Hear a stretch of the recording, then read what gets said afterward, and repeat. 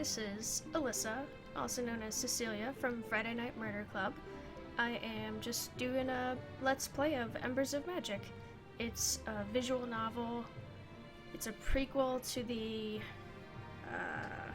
I can't remember. It's a prequel. It's about 300 years before the other one. It's pretty cool. Let's start. I thought you said that looking down there made you sad. The melancholy of seeing the ruins of the old world or something? Oh, I guess it's me. Titus sat next to her, slipping his legs off the edge as well, placing his walking staff beside him. Not today. Today it's clear and I can see the greens and yellows and oranges. And the colors of life. Not just the blues of the ocean or the white of the clouds. Once she had looked up and marveled at their beauty, but now the condensed water vapors were little more than a source of irritation. Below them was Gwyn Basin, the largest island in the winding archipelago. Leanna glanced to her side, surveying her friend instead of the view far below. He seems to be missing a leg. Do you ever wish we could go back down there? Not really. Not if it's anything like how we left it. There's no way it's still so dangerous. The magic must have begun to settle by now. I'm sure that's what the last view to go down there said, and yet they never returned. Have you considered that they might have simply decided to stay? I suppose you could argue that they decided to become part of the circle of life. Getting eaten by a monster would definitely be a reason to stay. Oh, for sure. She'd groaned at the joke, kicking her feet. You don't know that. Why can't we just make the city, I don't know, go a bit lower? Take a quick peek. Unlike you, the Council has a strong sense of self-preservation. You mean they're boring? We may be boring, but at least we're alive. It's more than can be said of the billions lost down there. What happened? It's not so bad here. Even compared to the world we knew before, this place is a wonder. A breathtaking view, fresh food in abundance, and magic of a power beyond anything we knew before. And in the end, it's still nothing but a prison. I miss the earth. I need to feel rough ground beneath me, rocks under my toes, and plants that weren't carefully cultivated and neat rows by a legion of professional gardeners. Not to mention animals. I miss wildlife. I am perfectly content with not meeting the wildlife down there. Stolas is wildlife. And he was likely born on Terrath. Uh-huh. No, he wasn't. A small noise came from her hair. I doubt it. I wasn't able to find evidence of a single other owl living up here. As though on cue, a tiny owl that seemed made entirely of eyes, yes it does, waddled to just under her neck and nibbled at her hair. Oh, he's so cute. Look at those eyes. If he wasn't born here, then it means he came from somewhere else. That is traditionally how it works. His parents probably live under a house you've never been to. Some owls can burrow, you know. I suppose he could be classified in the Athene family. She sounded unsure. He had colors on him that no owl should rightly have. Not that they were not lovely colors. And he looks like he's got horns. But he's got such big eyes. Maybe the magic that had created the horrors below had also created new life. It was a fragile hope. I've mapped every area that isn't paved. I've scaled every height in Terrath, even the underside. Oh, even the underside. I think that after 100 years, I would have a good sense of what kind of wildlife we had. How old are these people? You know that Professor Tullith still blames you for the loss of the Eastern Tower. And I still say it wasn't my fault. Below them, the world drifted past. It's just not fair when there's so much beneath us that we're exiled to this tiny speck of floating rock. Some say it's better than we deserve. The two sat in silence for a time. She staring unfocused at the earth far below them as warm breezes tickled her face and Stolas puffed into ball mode to sleep. Time passed. She couldn't begin to say how long. She just took in the rolling world beneath. Didn't you say you hated looking at the ruins? She blinked, Stolas perking up. What? She turned to Titus and then followed his gaze back to where hers had only just lay. Her eyebrows furrowed as her brain struggled to absorb the retinal information it was receiving. There, far beneath her, was an enormous stone pyramid. Ooh, shiny. Ruins were not an uncommon sight on the clear days where one could see the world below. After all, with the population in the billions, there were a few places that humans hadn't lived. But these ruins didn't seem right. Was it their location? Where was this exactly anyway? That was when it clicked. Those aren't ruins. The blood rushing through her veins felt like whitewater rapids in her ears. That's a new construction, Titus. The man grunted as she shuffled desperately to her feet, Stolas hooting. Titus, that's new. Those aren't ruins. It had to have been built after the rupture. Liana, that's impossible. But she was already tugging her huge journal, her knuckles white as she gripped the railing. I have to see it. Liana, how are you even going to get down there? Without a response, beyond a ripping sound and a panicked hoot from Stolas, she was gone, bare feet slapping the cobblestones as she pounded down the street, down the stairs, and out of his sight. Titus stared after her, his mouth half open. Maybe because he can't run after her with one leg. With a small laugh, he shrugged to himself, laying one hand on her boots. Oh, she ran off without her shoes. Can't let her leave without these. Oh.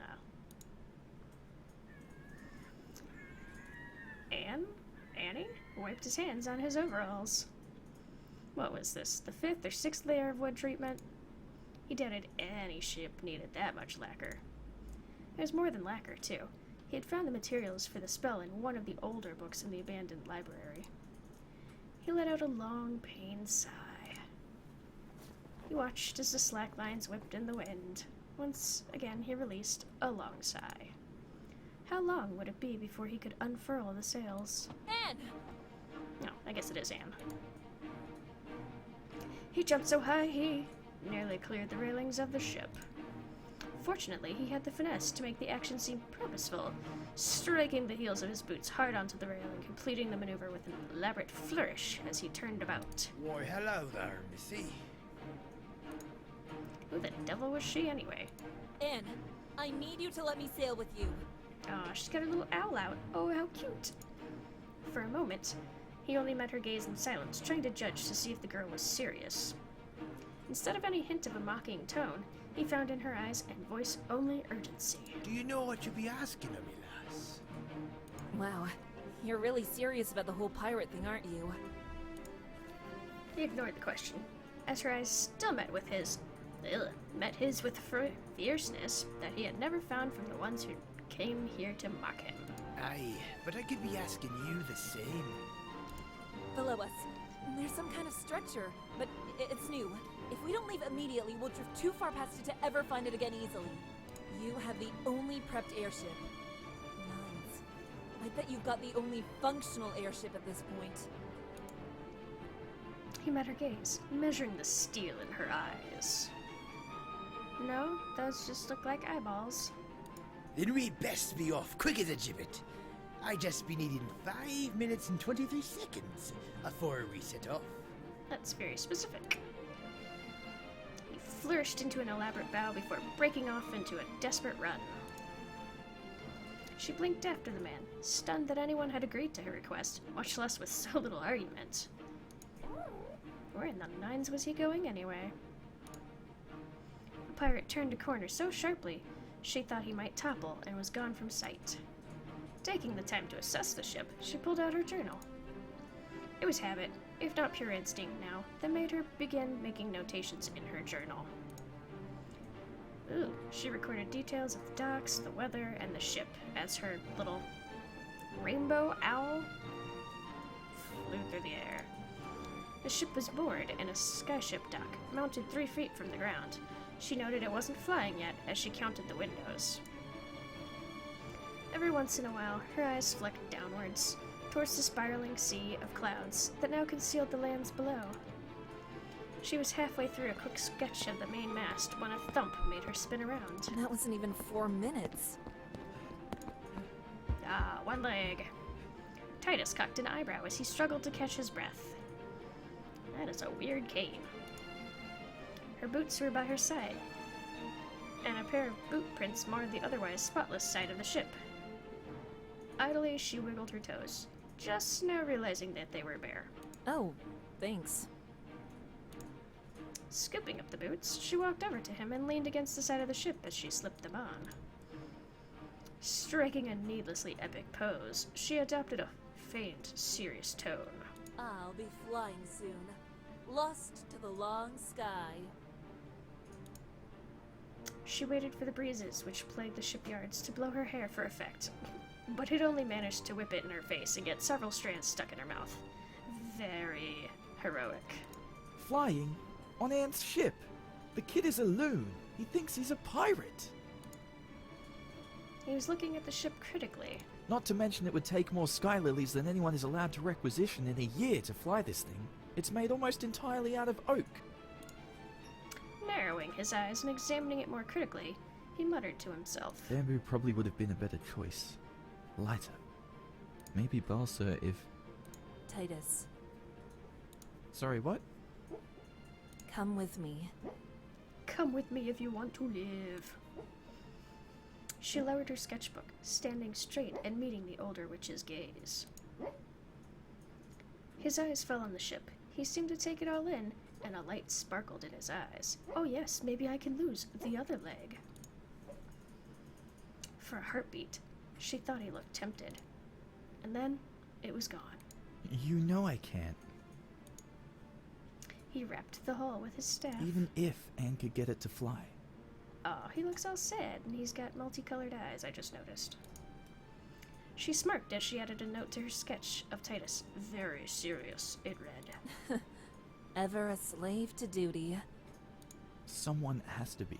The Council is content with just surviving. When the power systems failed, we lost most of the archives of magic. All we have left is books, and most people don't even know where the library is. I have a real chance to change things, Liana. As an afterthought, she added, wears way too much orange as a final note. He does wear different shades of it, doesn't he? A commotion in the distance prompted her to close the book. Make sure they get some practical experience. You can't learn everything from books. She grinned at Titus, and they shared a smile. The commotion seemed to grow louder, and she looked behind Titus to see a figure sprinting at an impossible speed, tearing towards the ship. It was Anne, or at least she assumed it was. Beyond the distinctive boots, there was little to see beyond a cloud of uprooted sky lilies. Several heavily built witch guards were close on his tail. No, that surely didn't give Anne justice. They were certainly following, at least, with the way the man moved. She wondered what spell the pirate witch had used. Halt! Stop that man! Thief! No, he stole all the sky lilies. Thief! Stolas hooted softly, dancing in that odd way owls do. Wahoo, lassie! Skim the word for we be cutting air. She wondered if those were actual words. Me too. Dropping her journal, which swung on thick cords around her waist, she began untying the ship from the dock. You can't be serious. Watch my garden for me. No, I'm very serious. She was halfway done with the thick rope. Mrs. Cooper has 3 of my books. Make sure she returns them or puts them in the library or something. Liana, you're not going to be gone that long, surely. I'm going to be gone for as long as it takes. She'll swear she only has 2 because the other has risque content, but it's the only known copy, so you better get it back. Struck the deck with enough force to shake the ship, causing Titus to fight for balance in his wake. Halt! Stop him! No, they're not stopping him. Titus spun around, his face a contorted mask of guilt and uncertainty. And flew below deck with such speed, Liana would have thought him to have fallen if not for the cadence of his footsteps. She wasn't sure what the captain was doing, but made haste to unfurl the sails. The blue blasters? The flowers that look like morning glories need to be sprayed with lemon water twice a day. He returned as abruptly as he'd left, no longer holding an armload of sky lilies, his face a manic grin. Titus stepped towards the ship, his hand outstretched towards Liana, at a complete loss for words. He looked near tears, and Liana's heart wrenched with its own guilt. The pirate had one hand on the ship's wheel as the ship lurched unnaturally. And Titus? And Titus. He spun the wheel hard to one side. There we go. Sorry things didn't work out. Bummer. The airship suddenly tilted to the side as though toppling over, falling off the side of the island like a rock. Who saw that coming? I did. The swamp bubbled and popped as Babby watched. It smelled foul. Who's Babby? Babby had always just assumed that age made one smell gross. He was beginning to realize that the reason Grandpa smelled so bad was because of all the time he spent here. Come on, boy. We won't catch a thing if you dawdle the way you are. The early bird gets the worm. Woohoo! What is that? Aren't we after fish? Oh, baby harpy. Babby harpy. I can't read. It's an expression. What are these things? It was also past midday when we set out. Oh, don't trip over tiny details like that, Bobby. Today, we shall lure the greatest catch of all. Woo! The whaleboat! The whaleboat. The man was beyond senile. Babby looked into the muck of the swamp water and noted how shallow it was. He knew what a whale was. He'd seen them off the coast of the Spires. He knew one could never live in water like this, bold or otherwise. He sighed as he trudged after the doddering old bird. Today's the day! Ooh, I can smell it on the wind! I'm pretty sure that's not whalebolt he's smelling. I'm going to pause there, and I'll be back next time. Thank you for watching. And as always, I don't know what I was going to say there, but I'll see you next time.